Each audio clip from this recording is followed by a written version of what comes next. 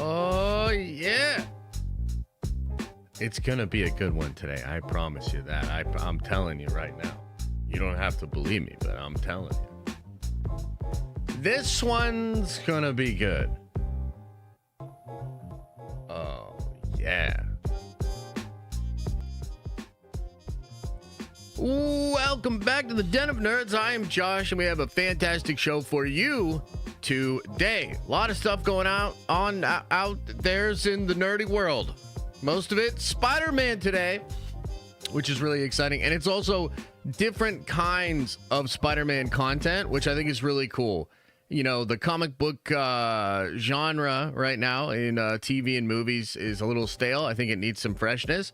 And I've been sort of calling that the Spider-Man Noir show with Nicolas Cage could be the breath of fresh air that we've all been waiting for.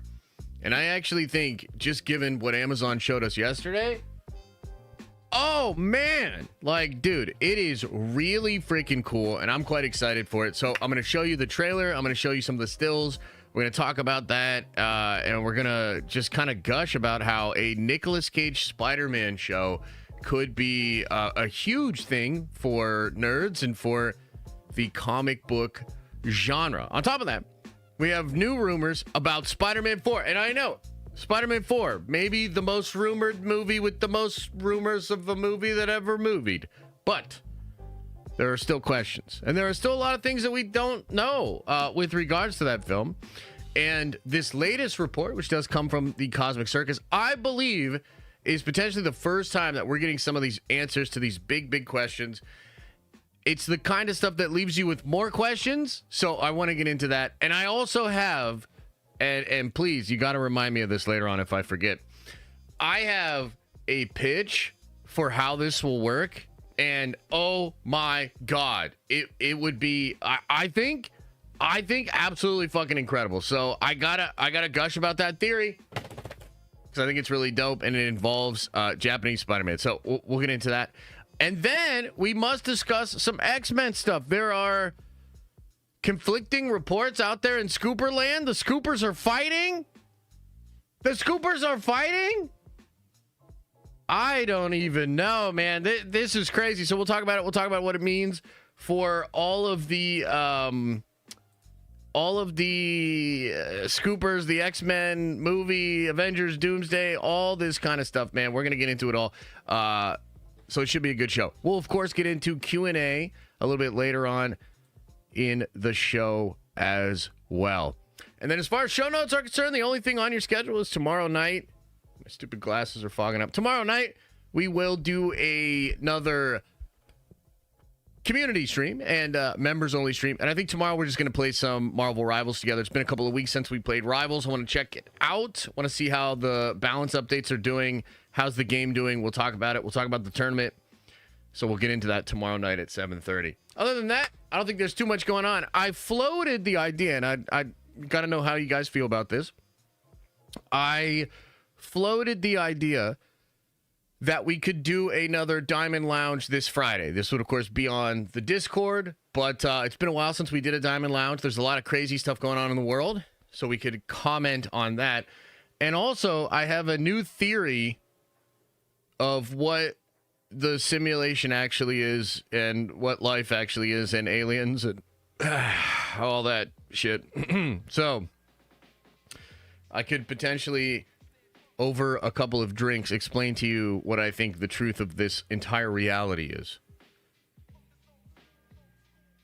And it's pretty crazy. So, maybe we'll do that on Friday if you guys are into it. I don't know. Let me know. Otherwise, I'll probably just play Warhammer or paint Warhammer. Warhammer whiteboard, somebody says in chat. Not today. There's actually news today. I do have that stream ready to go whenever there's a slow news day. So the next time, if you look out there, guys, and the next time you're like, oh man, it's kind of a slow news day, you could probably bet your bonnet that I'm doing a whiteboard stream for Warhammer. So that's kind of what it is. So we'll see how all of that goes. Okay, you guys ready to get into the topics? Let's get into the topics, and then we'll get into the Q&A later on. And it all begins. Where should we begin today? You know what? Let's start with Spider-Man Noir. Let's start with Spider-Man Noir. Let me get this pulled up for you guys. How about this? Let me know. Did you see, chat, the Spider-Man Noir stuff yesterday? Throw a 1 into the chat if you did. This week is what is known as Sweeps Week. What is Sweeps Week? It's where you show is it Sweeps Week? They're doing upfronts. I actually might have misspoke. It might be a different thing. But essentially, people are showing all of their TV stuff to advertisers this week. That's what it is. So that's why we had the presentation of all of Amazon stuff yesterday. Disney has a presentation today at 4 p.m. where they will show the Ironheart trailer. So we will avoid that by not streaming tonight. But in all seriousness, there are probably going to be some stuff that Disney drops today. We'll talk about it potentially tomorrow while we also talk about Superman. But one of the things that Amazon showed yesterday, because they showed Fallout stuff, which I thought was really cool. We'll talk about that briefly. They gave us the first official look, chat, at the SpiderNoir series. Now, look, man, this SpiderNoir series, I've been gushing about this thing for probably close to 2 years now. Ever since it was first announced. You can go back and check the tape, man. When this thing was first announced, I was so excited the day that it was announced in the Hollywood trades. A couple of different reasons why. Number one, Nick Cage. Love Nick Cage, man. Love Nick Cage. If you don't like Nick Cage, you're wrong. Okay? Look, everybody's entitled to their opinion. Except about Nick Cage. You're wrong if you don't like Nick Cage. So that's number one. Nick Cage is incredible. Massive comic book fan. A cinephile himself, right? But also a massive comic book fan. So that's number one. The number two reason I was excited about this from the beginning was the fact that Sony was kind of fucking around with all these non-Spider-Man characters. It was so annoying. Like, what were they thinking? Like, the Venom stuff, maybe a little bit, it kind of sells off of Tom Hardy, and then there was some Spider-Man shit they do that never fully develops, right? But otherwise, like, what was Sony doing? Madam Web? Get the fuck out of here. Morbius? No. Craven, the animal rights activist? See how that went, right? So they've been really fucking this up. And I, for a long time, was like, why don't they just have Spider-Man? Like, it's so dumb. And I also thought it was extra dumb because they had an animated smash hit series into the Spider-Verse, Across the Spider-Verse. These movies were massive. So it never made sense to me that their most successful shit was like all the fucking Spider-Man. Their Tom Holland stuff with Spider-Man's popping off, and they're like, I don't think we really need Spider-Man, though. Like, ridiculous. So anyway, it would appear that era is over. But while that era was still, on doing its thing for a while there with like Venom 3 and Craven, quietly behind the scenes, Sony had started building out a different concept, a different idea.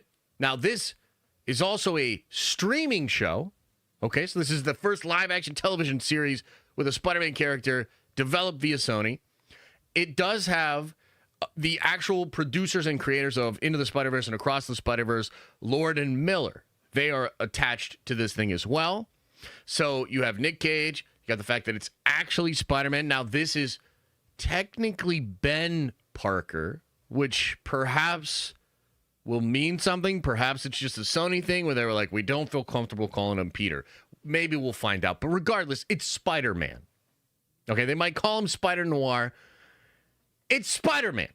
Okay, obviously. This is from the Spider-Verse comic stuff. It was adapted into the animated films. Nick Cage literally voices that character in those movies too, right? So there were several reasons why I was excited about this. Great creative team. Actually, Spider-Man made for streaming, meaning not the Disney Plus stuff that was like a movie that they tried to like work into a streaming format, but no, a truly created for like home viewing streaming show. And I think this is particularly a big deal when you look at Amazon and their sort of trajectory. They have some massive hits. I think, Rings of Power is what it is, but it still does actually pretty decent views overall. I wouldn't necessarily call it a hit, but that's fine. Reacher, massive smash hit, crushing the streaming numbers. The Boys, crushing streaming numbers.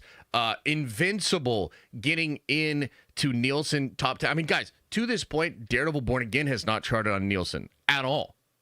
And Invincible did. An animated show. You know what I mean? Animated, when I say it like that. An animated show. That's insane. And then Fallout. You put Fallout into that? Did you see what the numbers were for Fallout? My God. Fallout was doing some big numbers, okay? So Amazon has clearly done a great job over the past couple of years of actually making great streaming content that really resonates and does big numbers. I think part of the reason why, especially when you compare it to the Disney Plus shows, is because they don't make it an ancillary thing. It's the thing. So, for instance, with Invincible, it's not like there's the Invincible movies and then the version on streaming is like a lesser version. No, it's the Invincible show. It's all the juice. It's all the storytelling. It's the whole realm of the comics and additional material. So it's the thing. Same thing with The Boys. And they, of course, do the spinoff. But my point is, The Boys is so big because it's The Boys. It's the whole thing right then and there. And I think that's something that separates it from what Disney Plus does by kind of making everything feel like a spinoff. And yet they wanted it to be very important, right? So with all of that being said, yesterday we get the first look at this thing. It's for the actual Amazon upfront, not sweeps, but the upfront where they try to get advertisers. Let's watch this trailer together. This thing blew my mind. I absolutely love this. Here we go. Have you seen it out there? The city's a mess. The people could use a hero.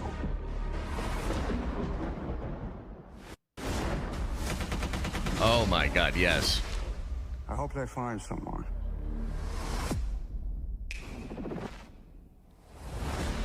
Yeah, dude. Yeah. Coming in 2026. Hell yeah. Okay, so let's go through this. I mean, obviously, it's showing you right away the hardcore noir styling of the show, okay? And from what we understand, the show will actually come out in black and white, and there's a colored version of it. So you automatically get the styling of it. You got the spider coming in. You've got some kind of thing going on here. Could be like his spider senses or something like that. This right here is Kingpin for the show. And it's the guy that played Mad-Eyed Moody in the original Harry Potter film. So he's pretty prolific. He's Kingpin in this show, standing in some kind of ruin, rubble, or some crazy shit, right? Obviously, the harsh shadowing and everything. Really reminds me of the first Sin City movie, which was totally the same vibe. Hardcore noir. It was taking the Frank Miller art, which he had hyper stylized in a noir way, into the film. So I kind of like that vibe. The people could use a hero. Nightclub, him looking at the hat. And look, you only get a little bit of the action here, but this is really cool, dude. A Tommy gun popping off, the muzzle flare in the dark black and white. Like, dude, come on. This is cool. And he's jumping off walls, punching people hard. Oh, my God. Come on. And then he's got, and by the way, this is, I mean, they might have CGI to help this, but this is in camera. Like, they have some kind of like lights glow thing in there. And man, juxtaposed against the harsh black there. You know, as a fan of the comics, like actual comic books, it's always been interesting to me to see how do the visual artists of the medium of live action, basically, either movies or TV, how do they replicate some of the stuff that just works on the page, right? It's actually something I think Zack Snyder particularly excelled at, was taking concepts from the page and then using the visual language of film to do a version of them that like really works within that medium. And dude, this right here with like the actual glow on that shit is so cool. I love the typeface. I mean, this thing is like oozing with style to me. Coming in 2026. MGM Plus and Prime. I wonder if it'll just go out on both of them. Let's watch it one more time. Have you seen it out there? The city's a mess. The people could use a hero. Yeah.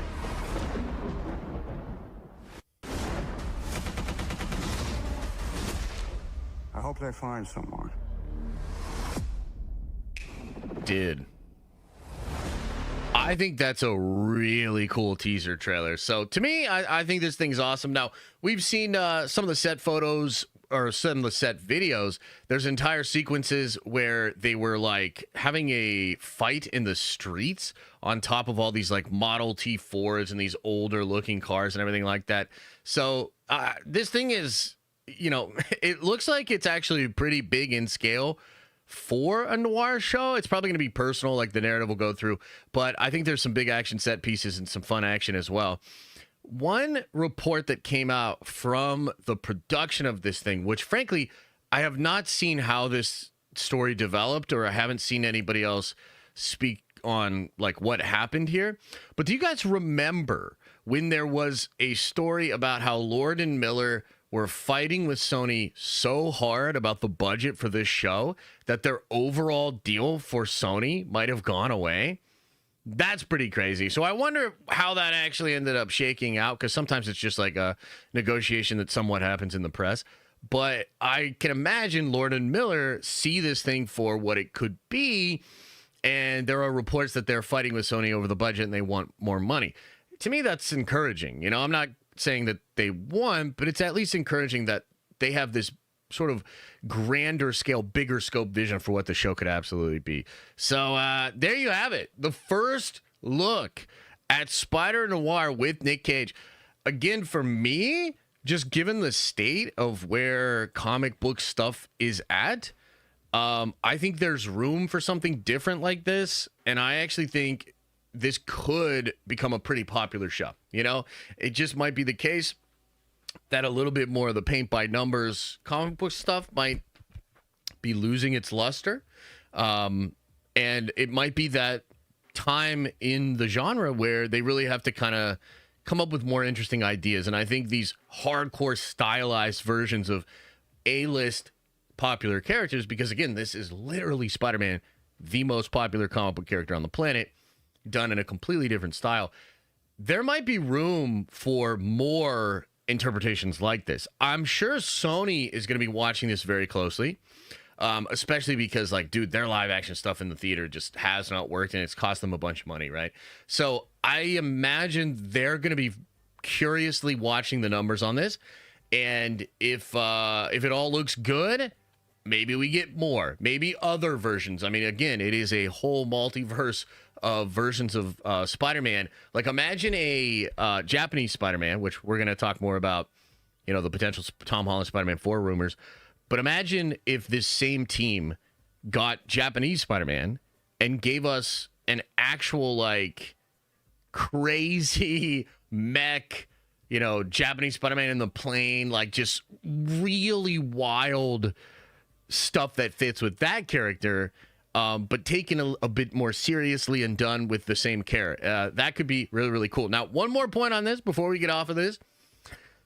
I think between this from the upfronts yesterday and the Fallout trailer, which was short but really cool, and you, of course, had the announcement that Season 2 is dropping in December. Season 3 of Fallout has already been greenlit, so like Amazon is allowing that train to just fully go at top speed as far as development. This is all really positive stuff for Amazon and therefore for Warhammer. That's right. I found a way. I found a way to wedge Warhammer into this discussion, but it's actually fair because, frankly, Amazon's kind of killing it right now. Obviously, I think Rings of Power is still what it is, but again, a lot of the shows that we talked about, they're killing it. Fallout is killing it. Fallout has a big budget. Fallout is ambitious sci-fi. SpiderNoir seems to have a pretty big budget. It has an A-list, maybe one of the biggest A-list actors that maybe worked too much for most of his career ever. You know what I mean? Like, damn, son, they're really going for it. And I think part of the Amazon formula moving forward is like really matching up the producers well. Again, Lord and Miller, guys, clearly not only know quality, they can create great stuff, but they understand these characters. Particularly, they understand SpiderNoir. So this is all good. Like, this is really exciting stuff for the genre, and I am I'm frankly like really excited for this. You know what I mean? Like, maybe I'm getting a little too fanboy dreaming. You know, maybe I'm setting myself up for disappointment or whatever else. But I'm pretty excited for it. Okay. Let's talk X-Men a little bit. Let's talk X-Men a little bit. Now, this one kind of popped off while we were still live yesterday, but it went on to be a whole goddamn thing throughout the day. So yesterday, My Time to Shine troublemaker poo-poo head said that Neve Campbell has been cast as Polaris. Now, I want to point something out. 23 hours ago, way before anybody else, I was like, for what movie, though? Because I just didn't believe it was for Doomsday. Now, it could actually still be for Doomsday. This is such a weird story with a lot of ins and outs. But I'm only pointing this out because I'm the best, and something smelled fishy about this report right away, and I knew there was something shady about this shit right away. Now, here's the thing. My Time to Shine, hello, was trolling us, okay? She finally admitted today that this was for X-Men 97. Grace Randolph called her out on this yesterday. She be lying. And also, Bo DeMeo came out and said, yeah, he actually was the one that cast her for season 2. Now, let's take a step back because some of you are like, wait a minute, what the hell? Polaris is a daughter of Magneto. So Magneto had at least 2 daughters, because let's be honest, this dude probably got around. But he had at least 2 daughters. The more popular one, the one that everybody knows, is, of course, Wanda. But he had another daughter, Polaris. Now, Polaris is kind of like Magneto Light. She's got, like, his powers. She's like a lesser powerful female Magneto with green hair. Okay? Now, a couple of interesting things here. She was actually introduced in X-Men 97 Season 1. There's like a small shot at the end, and you see Polaris, and it's, like, cool or whatever. Apparently, Bo wanted to follow up on that and have more, you know, Magneto's family stuff in Season 2. And so this report is that he had cast Neve Campbell as Polaris. Now, you know, if that's all that happened, I probably wouldn't even be talking about this today.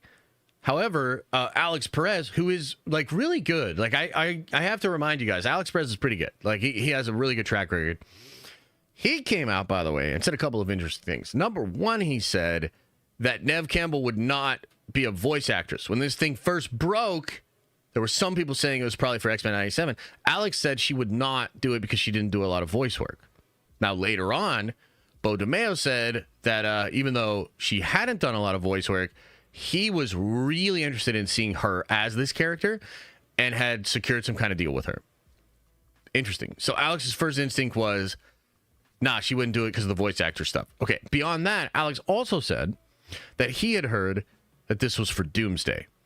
And he even said that you were going to get a family reunion in either Doomsday or Secret Wars. You know, he kind of kept it vague, but he had all these colored hearts, which kind of indicated Pietro, Scarlet Witch, Polaris, and Magneto, all of them together. Okay? So a lot of folks, because again, Alex is good. He has a good track record. Like, trust me, I know things. Don't listen to people in chat.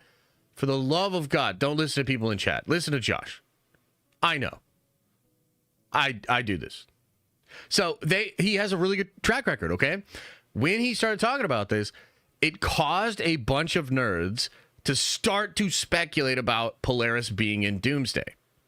Okay, so this takes us then through this whole weird day where then you're hearing all of a sudden that My Time to Shine was trolling, and it's not actually for Doomsday, it's for X-Men 97. Now, this is weird because it gets to the point where Alex has to issue this statement here in response to something that Bo DeMeo said. Bo DeMeo said, incorrect. I cast her as Polaris in Season 2 of X-Men 97. She does amazing work bringing something new and felt right to have a 90s icon pick up where Lorna's story was left in cold comfort. Interesting.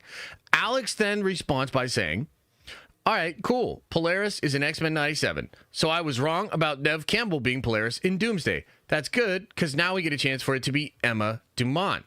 Still, I'm standing by Polaris being in Doomsday. But thanks for the update. Wait, what? So now all of a sudden, Polaris is in Doomsday? What the hell's going on here? Well, I mean, multiple things could be happening. Okay? Yeah, right? Scooper Wars. So, technically speaking, there's a lot of different ways that Polaris in Doomsday makes sense. And it all has to do with, well, it has to do with a couple of things. Number one, we think that the X-Men universe from the end of the Marvels, I think they're calling it 10005. That universe seems to be more of like an X-Men 97 type of universe. And in fact, I mean, that might be super intentional. Like they kind of want that parallel, probably because of the success. I think the costumes are going to look very similar. You're going to get like blue and gold, traditional. Magneto Charles, their relationship, probably like X-Men 97. There's another thing that we heard recently from the writer dude. I'm blanking on his name right now. Chris Claremont. He said that you were going to see a good version of Wanda. Well, that's kind of weird. What does that mean? Is that the version from the X-Men universe? Is Wanda, Pietro, and Polaris all going to roll up to help Charles Xavier in Doomsday? I suppose that could make sense. Now, another thing that I thought of here was if you think about Secret Wars, and it's really starting to seem like there are different regions or potentially different planets that will be under the control of Doom's lieutenants, which we'll talk about when we get to Spider-Man 4. If that's what's going on, then maybe Magneto and his family get some kind of deal with Doom. And maybe in Secret Wars, there's a Planet X or a Region X or something. And maybe the House of M, House of Magneto, House of Maximoff, maybe that house is a literal thing that is set up in Doomsday and played around with in Secret Wars. That could be cool. That could work. I don't know.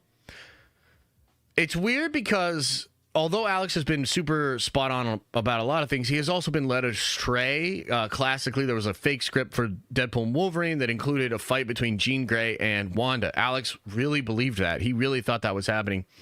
And I think that turned out to just be Marvel messing with him. So that could be what's going on here. You know, that could be what's happening. Or both are true. And we're going to get Polaris in X-Men 97 Season 2. And you're going to get Polaris in Doomsday and Secret Wars. I gotta say, that synergy wouldn't be too bad.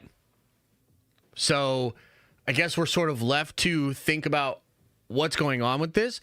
I personally think, because look, you look at like Shine, right? I think Shine's been getting some stuff right lately, but I also think Shine has been running out of information.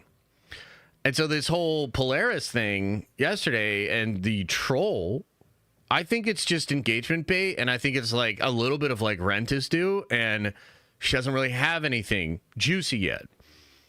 And I think that's probably because everything that's happening right now with Doomsday is like they're actually hiding it pretty well, despite all the things we know from the scoopers and everything from, you know, Unbox HD, PhD, and all these people, right? None of the actors have read the script. I don't think there's a lot of the full script that's out there. I think a lot of the big ideas are kind of being kept under wraps. I think potentially the leak we talked about yesterday is completely real and it's actually massive, but it's not really making waves, right? So there's a lot of mystery about what this movie is, and the X-Men element of it remains a big question mark. So yeah, I guess you have some leaker drama. You have Shine being a complete and total trickster, and maybe also running out of actual information. I don't know. It's a wild time right now, and I just wanted to bring this up because, like, it's possible we're getting Polaris all over the place. By the way, I don't think Polaris is a good idea for Doomsday. I think you already have so much going on. I think the idea, especially if they're trying to really do justice to Polaris, I think the idea of trying to do that in Doomsday is not smart. So I actually hope that Alex is wrong, because I think it's just too much, and I think you're adding you're adding unnecessary complications to the plan. So we'll see. We shall see what it is. Would love to know what you guys think about all of that. And that takes us to some Spider-Man 4 news. Now, I want to sort of issue a warning here.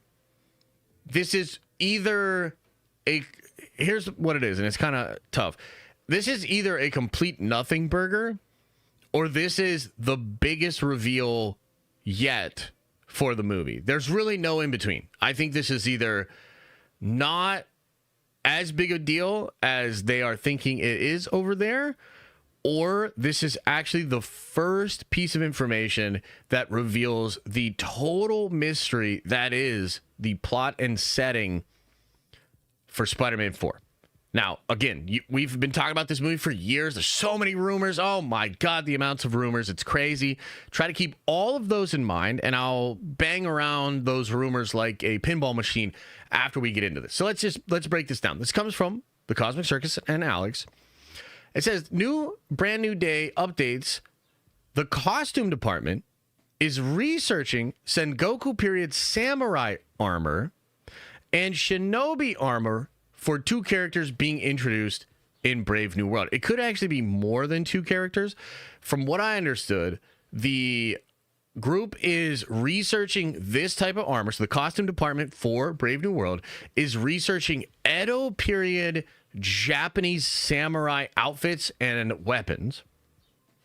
And then there's also a female character who is probably the main villain of the film that is doing this sort of shinobi style armor. And the thing they leave out here, the thing that the redacted guy leaves out, is that this also has a cyberpunk influence. So the way it's explained in the article is the top half looks like this. The bottom half looks like pants with a bunch of cyberpunk technology stuff, pouches, and things like that. The source for Cosmic Circus continually said the character looks like something out of Star Wars. She also has a katana. Okay? This is pretty wild. Now, this could mean, like, I'll tell you the sort of, okay, maybe it's a nothing burger version, and then I'll talk about, like, oh my God, this could be mind-blowing. This is the whole thing version.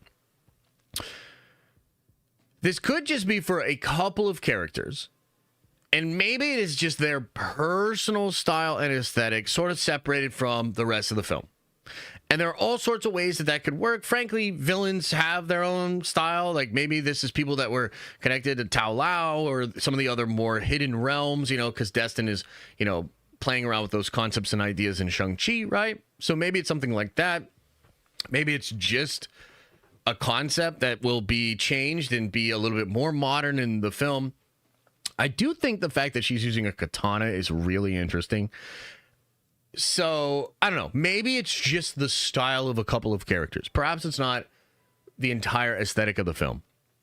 However, when you consider the fact that this could be a Battleworld film, and when you consider that this could be in a new universe that's created by Doctor Doom, I think the fact that the costume department is researching this stuff could actually indicate that this new world, the setting of this movie, is some kind of, Asian influenced cyberpunk world. Okay. There was actually, how many of you guys are Magic the Gathering players in here? There was something within the past couple of years of Magic the Gathering that I think actually fits exactly the aesthetic that they could be doing. There was a realm called Kamigawa. And this was a set that long ago Magic had been to, and it was, your basic Asian influenced kind of art and style Magic or whatever.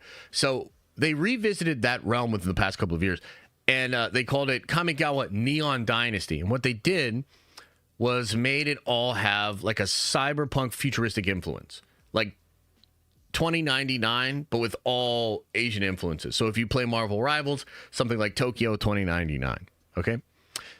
So that's actually really cool. I really do wonder if that is the main aesthetic.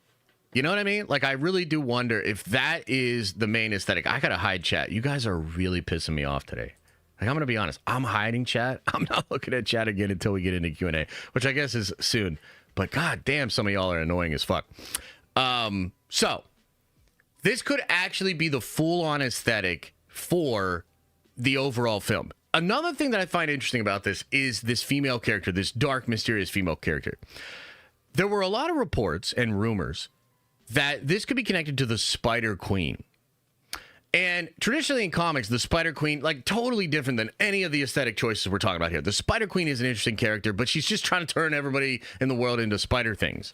This was something that happened in New York. You know, it was really crazy. A bunch of characters got turned into spider people, which was wild.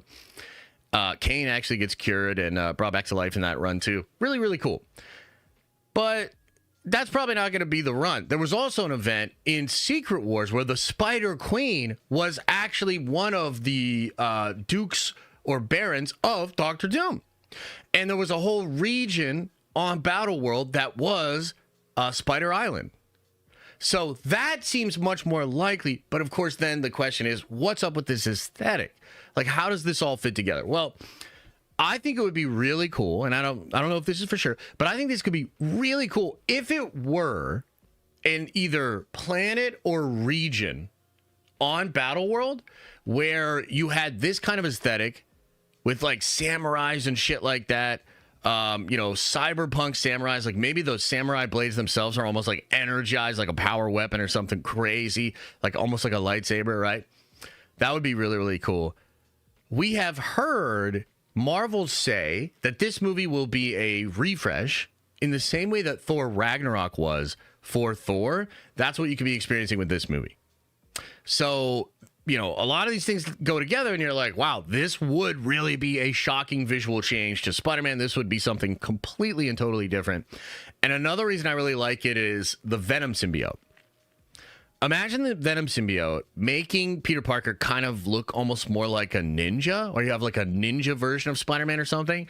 I don't know. I think there's a lot of ways this could be a visual spectacle, very different, very fun, sort of swinging for the fences, and allowing the end of the Multiverse Saga and Battleworld itself to like be this perfect palette for you to build something truly creatively different.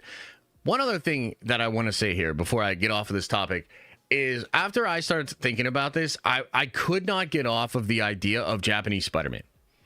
I could not stop thinking about Japanese Spider-Man. And there's also, of course, 2099, so maybe you do a version of Miguel in this too. But I thought to myself, bro, imagine a world like this, and what if Peter's not actually Spider-Man, but the Japanese Spider-Man is Spider-Man? And it's Spider-Man from, if you never watched the Japanese Spider-Man, you're fucking missing out, dude. It's this epic version. The Japanese got the license to Spider-Man. They gave him airplanes. They gave him a big mech suit. They gave him all sorts of crazy stuff. He is awesome. I love Japanese Spider-Man.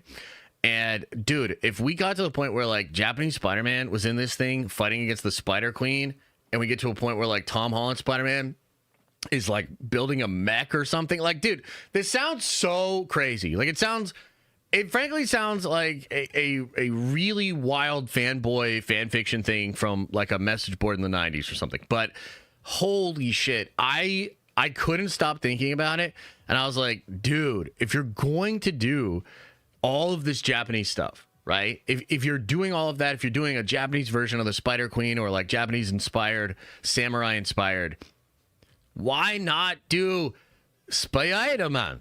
Why not do Japanese Spider-Man and have Tom Holland experiencing this cyberpunk futuristic ninja samurai inspired New York City or Tokyo or whatever, you know, realm, world, region of Battleworld. And then you have literally a big old mech and mech fightings, and it's like Power Rangers meets Venom suit Spider-Man. Like, bro, oh my God. I'm excited. So again, we don't know. This could be somewhat of a nothing burger. It kind of depends, and it could just be for a couple of characters. But at the same time, there's so much that we don't know about this film, and so I thought this was actually a pretty big story. I thought it was a pretty big story. A couple of smaller things. There's only a couple of smaller things that I want to say. We are, of course, going to be, before we get into Q&A, we're going to be watching the Superman trailer tomorrow, all right? And I'm actually not kidding. Like, a lot of you will think I'm kidding right now, but I'm actually not joking at all. I have a hair appointment tomorrow morning. So I have to get my hair cut tomorrow morning. I'm actually not kidding. At 9:30 in the morning, I have a hair appointment. And I thought about this because I was like, damn, I did it again. But I'm dead ass. I'm doing my hair appointment. So if that trailer drops really early in the morning, I'm not reacting to it until I get back. Now, when I get back, and I won't even tell the dude to hustle. I'll be like, no, take your time. When I get back, I will boot up the live stream, and then we will react to the Superman trailer live. I won't watch it before I watch it with you guys. Don't worry. And I'll give you my live reaction to the Superman trailer tomorrow. So I wanted to mention that. I'm trying to think if there was anything else I wanted to talk about. There's a couple of interesting Doom things. So Robert Downey Jr. posted a photo from the set of Doomsday. He's got some fake muscles. Here, I'll show you what this looks like. He's got some fake muscle padding. He's reading Jeremy Renner's book. He's got mocap stuff on his face. And he also has a sign on his trailer that says, "Do not knock, trust yourself." And it's Dr. Doom on it. I actually think that's pretty awesome. So that's pretty cool. We have zero idea what it means. And then apparently, and this is kind of spicy, I would love to get some confirmation of this.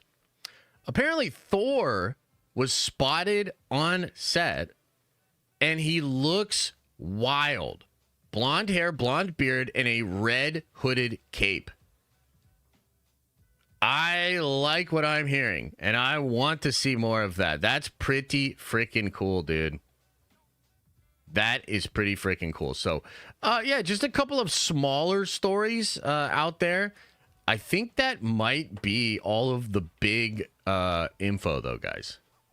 If there's anything else going on, you can let me know.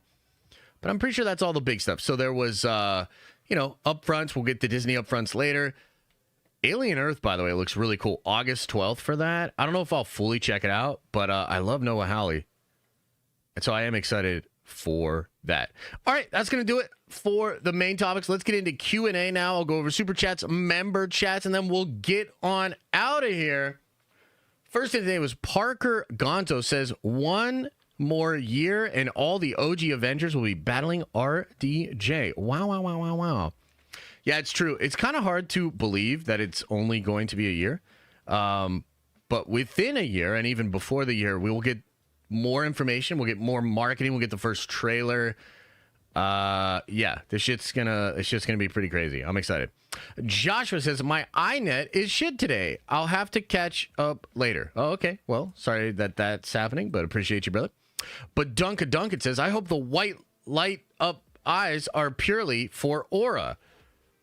Oh, yeah, they might be. I don't really know. I mean, it could be just to, like, affect his opponents or some shit. I mean, it looks badass. Maybe it is just for aura. John Cross says, any juicy details on whether or not tomorrow's Superman trailer will suck? No, I have no idea. I'm looking forward to checking it out, and I will, of course, let you know if I think it sucks. Chips and Dip says, with a 10 spot, appreciate you, brother.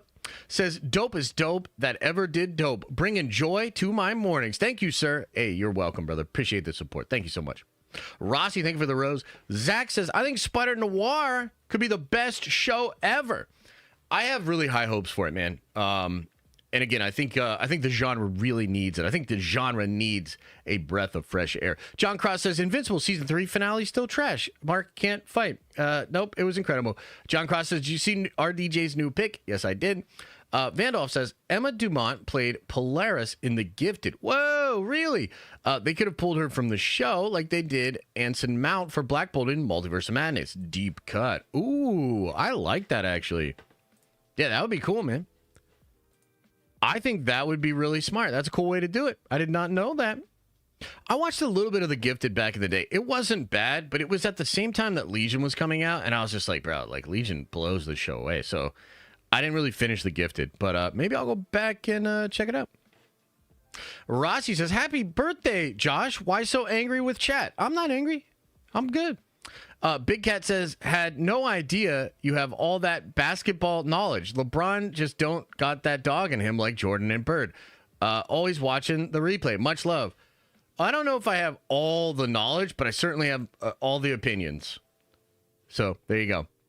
Guido said with a $10 holla, I think the samurai character / Spider Queen in this movie could tie in pretty cool with Doom, and the samurai armor would look cool in the medieval look from the leaks.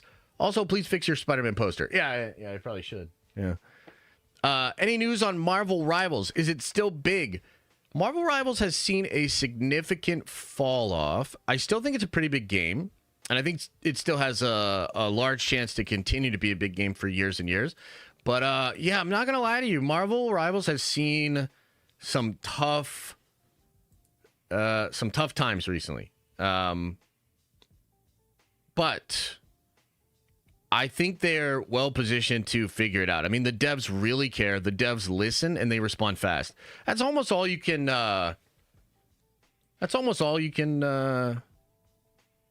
Ask for. You know what I mean? All right, ladies and gentlemen. Hey, by the way, it's going to be a real short stream today. Real short stream. So I'll hang out for like 5-10 minutes with you guys, and then I'm out of here. Dang, we are almost done. Could have been a Warhammer stream. That's true. That's true. Maybe it will be a Warhammer stream next time. So no tournament. I still want to do the tournament, but I will say this. I'm not looking as hard as I was just a couple of weeks ago at like leaning into Marvel Rivals. I truly think, I mean, I love the game, man. It's hard from my vantage point to know how bad the fall off has been, but I mean, I think it's been pretty significant. And another thing that kind of sucks about Rivals is that a lot of the people that are, man, this is gonna sound kind of bad, but I think Rivals is hurt a little bit by how many clout monsters are in the space. I think even some of their highest, best creators are unfortunately more in it for content and views than they are for the love of the game. And I know that sounds shitty, but that's kind of my take. And I think that it's left, I don't know. The game has kind of like a layered and complicated problem. And I was personally surprised at how easily so many people like went the other way with it. Like literally we're just like, all right, I guess that's over. Maybe that's just how fandom works these days, but yeah, it's I think Rivals has a few pretty tough problems, and I don't know how they're gonna overcome some of them, right? So like one of the problems is it's all like Overwatch players right now, and they're like the douchiest, most competitive, most toxic group of people on the planet. Like, and by the way, I said this a while ago, like, dude, the worst part of Rivals is all the Overwatch players. Like, that's what it is. Like, they're terrible. So, how do you solve that problem? I don't really know. I mean, I don't know if you can. I would say that I think they need to really focus on balancing and adding in, because ultimately, like, the ranked experience, I'm going to be honest with you, the ranked grind for Rivals has actually never been good. I don't think it's actually ever been good. I think that there was so much hype for the game that the grind was entertaining, but I personally don't think it's ever been a really good experience. So that's kind of tough. And they've tried other formats and whatnot, and none of them seem to ever really pop off like that. So yeah, I don't know. We'll see how Marvel Rivals shakes out. I still think there's a lot of potential for it. I'm excited to play with you guys tomorrow night. And I still think we'll have a lot of fun for it. But man, I had some really high hopes for that game to really do something in the space of esports and competitive gaming, and perhaps it still can. But like, damn, this last couple of months has been, last couple of weeks has been kind of tough for sure. Yeah.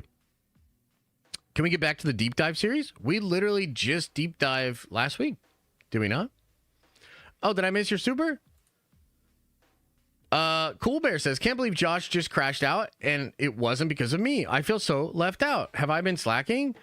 Yeah, you've been slacking.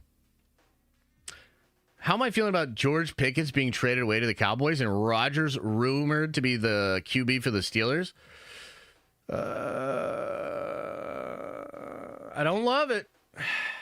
I don't love it. You know, I don't love it, any of those things. And look, if Aaron Rodgers somehow still like has an incredible season or whatever, would I be grateful? Yeah. I don't. I think he's kind of washed, to be honest. And I think he also comes with a ton of baggage that you just don't really need. And the Steelers, for the most part, like, say what you will about the last couple of years, they're pretty no-nonsense organization. You know what I mean? Like, we don't really want the circus. You know? Superman test screening feedback. I don't know that there's any different reports out there. I've seen some people speculating, but like, frankly, no, like really good unbiased accounts that are talking about it. So I don't really think there's any news out there. You know, unless there's something you can point to. Is there something else I missed? AB, Levon, yeah, but what happened to both of them? They're gone. I saw a new post that was pretty positive news, but I can't remember the account. Yeah, it's probably RJ. And like, I like RJ. RJ's told me some cool stuff in the back about Marvel or DC, but I don't trust his opinion on the thing because he's just super biased. Like, he loves Gunn and all that. I would need to hear it from somebody that was like unbiased, or I would need to hear it reported by an honest journalist about like what was the overall reaction. You know what I mean? Missed a super chat from Shockwave Labs. Hey Josh, did you see from a couple weeks back that the actor that played Flash Thompson wants to be Agent Venom in Brand New Day? I did not actually see that, but that would be awesome. I think you're talking about the guy from the Andrew Garfield stuff, right? Because the guy from the Sam Raimi movies, that was Joe Manganiello. You know? What did chat say to trigger you? I'm literally not going to answer that. And instead, I'm going to get out of here as fast as possible. So just to explain to you where I'm mentally at, I'm not going to explain shit. I'm not going to make it more. I just want to go do something else. So there you go. Look, it's all good. I mean, I think at the end of the day, like, I'm human just as anybody. And you guys are often a lot. Usually, I'm good with it. It's fun because I'm a lot too, and it's fine. But yeah, today wasn't feeling it. So it's all good. I'm going to get out of here. I'm going to go have a fantastic day and do all sorts of fun stuff. JV, welcome to the Nerd Vengers. You are a Nerd Venger. Now, appreciate you. Appreciate you. Also, rank killed rivals. I certainly think the rank system has not done them any favors. I think they made it worse in season 2, but I think it was still bad. Yeah, it's tough, man. I mean, I think it's very difficult in the modern day to get success, and then it's very difficult to like hold on to that success. It's sort of ever fleeting, right? And the truth is, Rivals had issues from day one. And I think some of the hype and the explosion in popularity masked some of the issues. And I wonder, I mean, I guess I just wonder if the dev team was aware of these issues at all. But like it's not that they don't have all of these valuable things. Like they have so much going for them. But I think the reality is like, it ultimately comes like, especially because it's live service and you're supposed to go through these battle passes. The ranked series and the seasons of ranked, that's like the whole thing. If you can't enjoy what the grind of the game primarily is, then you're not going to just keep playing the game, right? So I think the ranked system, the very toxic community, Rivals has some issues for sure. Bianca, oh my goodness, thank you so much for the $20 holla. I hope you have a better day. Well, I really appreciate it. I mean, I'm fine. Like that, there's this, I feel like y'all are trying to make it a thing. And it is not a thing. Like it is completely fine. I am so fine. I am so good. You know? So it's all gravy. Ultron finna bring more hype back than a hero every month after season 3. I think Ultron will be hype, but I mean, I don't know. I don't know that he'll be like so hyped that it's going to solve a lot of the problems. I hope that Ultron is good enough to solve maybe some of the issues that Rivals has. A really good support that's incredibly fun to play, that gets added to that rotation, will help the selection pool a lot. You know, so that'll be positive. But I don't know that there's enough draw to Ultron to sort of overcome some of these other issues. You know what I'm saying? Josh is like, UFOs are really the players using us in the game of Warhammer. Hey, you know what? Real talk, the more that I learn about some of these like mysteries in the world and some of the like, you know, ancient rumored societies and all of that, the more I think that Warhammer probably is real. It's kind of crazy. It's like kind of ironic, but I definitely think Warhammer's probably just real. Are we doing any Fortnite streams? Nah. If I was going to do it, I would have done it like opening day or whatever. But I think there was just news and I just didn't go for it or whatever. So, yeah, nah. Warhammer is preparing us for when the truth comes out. I mean, maybe. New Superman movie poster. I mean, the trailer's tomorrow, man. We're going to, trust me, tomorrow's going to be fun. Tomorrow's going to be fun. Tomorrow's going to be wild. Tomorrow's going to be unpredictable. I do have a haircut, so I might not be here. But it's going to be fun, regardless. I think there's really cool stuff. Oh, yeah, this poster isn't bad. That's kind of cool. Yeah, not bad. July 11th. Do your reaction with your barber. That'd be kind of funny, huh? Diamond Lounge Friday? Yeah, we could do a Diamond Lounge Friday. What time do you think we should do it? Like 8 p.m.? 7:30? What time you want to do it?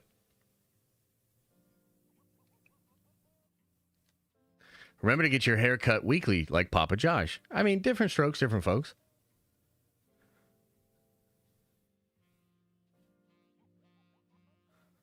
There's just so many, like, lovely people on the internet, you know what I mean?